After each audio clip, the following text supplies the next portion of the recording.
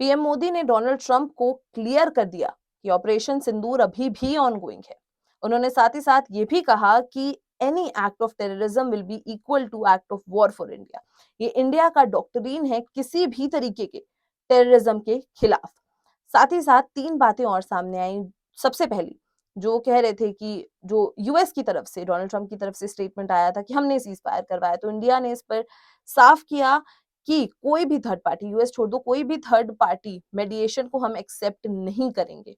दूसरी बात, जो बीच में खबरें आ रही थी ट्रेड अग्रीमेंट को लेकर, ट्रेड अग्रीमेंट पर कहा जा रहा था कि यूएस और इंडिया के बीच में ट्रेड अग्रीमेंट्स हुए हैं, उस पर भी क्लैरिटी मिल गई कि कोई ट्रेड अग्रीमेंट नहीं हुआ है।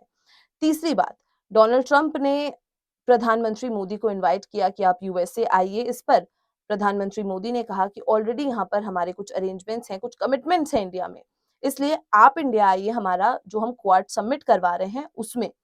तो अब आगे ये भी हुआ कि डोनाल्ड ट्रंप ने भी उस ऑफर को एक्सेप्ट कर लिया। अब जानने वाली बात ये है, समझने वाली बात ये है कि शायद ये पहली बार हुआ है हिस्ट्री में कि कोई भी, इंडिया शायद पहली बार यूएस के अगेंस्ट या यूएस प्रेसिडेंट के अगेंस्ट इतना स्ट्रांगली खड़ा हो।